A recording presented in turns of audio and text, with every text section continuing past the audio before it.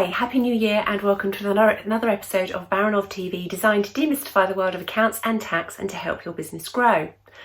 It's that time of year when we're all thinking about looking forwards and setting resolutions and goals, and then slowly, or maybe not quite so slowly, they fall by the wayside. So in this episode, I wanted to talk about budgets because they equate quite nicely to goals, and why setting budgets and working with them over the coming year can make a huge difference within your business. Now, a solid budget should prove that your plans for the business will work. This could be to ensure that you're able to draw the personal money out of the business that you want to be able to do the things that you want to be able to do in the next 12 months. It could be to ensure that you can afford to take on new members of the team to develop the business and to expand.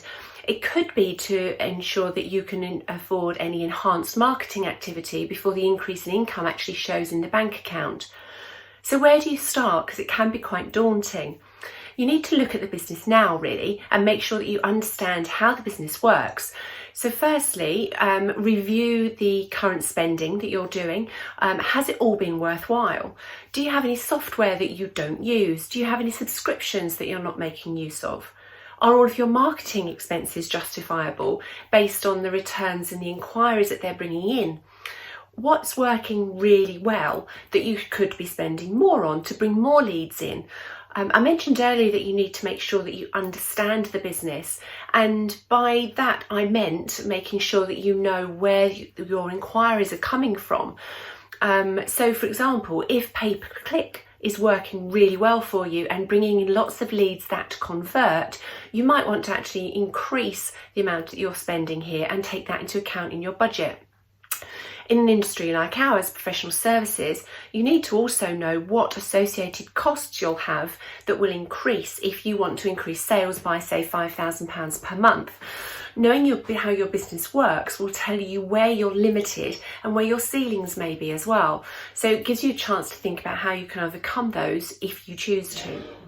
You also need to give some thought to how productive your team members are if you're looking at expansion, and consider whether you're going to be able to find another one of Sally or Sarah.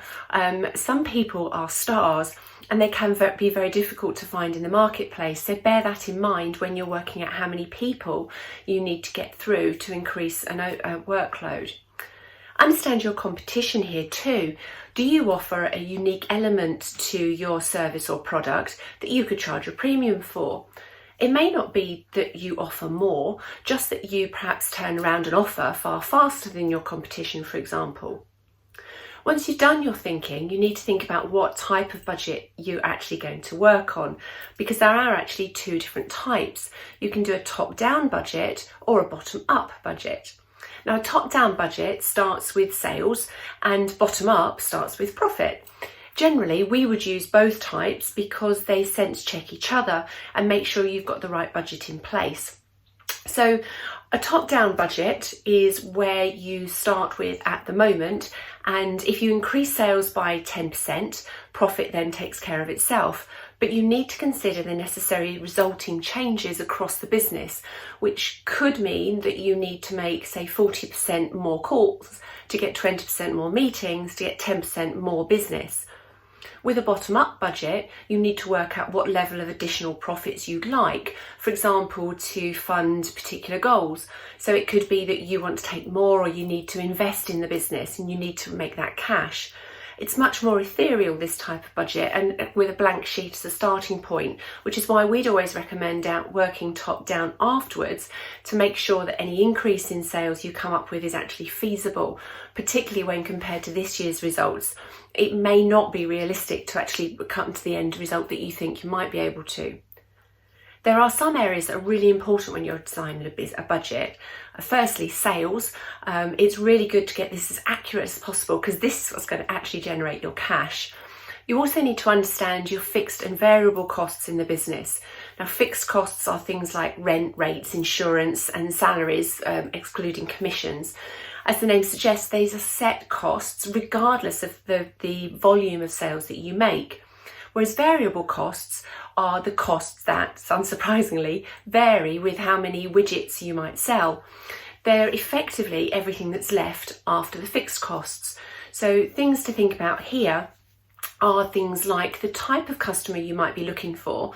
So for example, some services or products may be more profitable for different customers. So for example, if they're more local, there could be less travel time involved to factor into any calculations. Make sure you understand what the variable is that changes with the cost. So once you've got a budget, make sure that you use it. It's not just a one-off and bung it in a drawer. The time you spent preparing it is wasted if you don't refer to it again during the year. What you should be trying to do is report against that budget every month, which is really easy if you're using Xero or QuickBooks, for example. All you need to do is use the inbuilt template to upload your budget into the system, and then you can just run a monthly P&L against budget as long as your bookkeeping's up to date. Even if you only add last year's figures from your accounts into the system as a budget, you'll be able to see throughout the year how this year is comparing to last. If your figures are wildly different to those that you've budgeted for, you can investigate why that's happened, and you can start to make decisions about what to do as a result. You can look at whether it's feasible to roll the missing sales figures into future months, for example. Will seasonality kick in and help that, or will actually that make it worse if your slow season rolls in? If your circumstances have significantly changed since you designed the budget, you might want to rebudget, but only if you've got a definite reason for doing so. Not making budget isn't enough of a reason. Bear in mind though that budgeting is a learning curve like anything else, so the first time you do it you're potentially going to be guessing a little bit, and you're bound to set levels that aren't quite right. So just make sure that you keep note of what changes and where you got things a little bit wrong that you can come back to next time around. There are a range of areas to look at when you're reporting against the budgets, but rather than try and cover that off all in one episode, I'll do that next week. So hopefully in the meantime you'll have a time to think about your budget for the coming year. As ever, if you'd like to have a chat about budgeting, about getting them into your software, or even just getting last year's numbers in, set up as a starting point, please do get in touch. We'd love to help you get underway with budgets, because you can really start to see, once they're in there, you can start to see the real benefits of them. So I'll leave you with that, and I'll see you all very soon.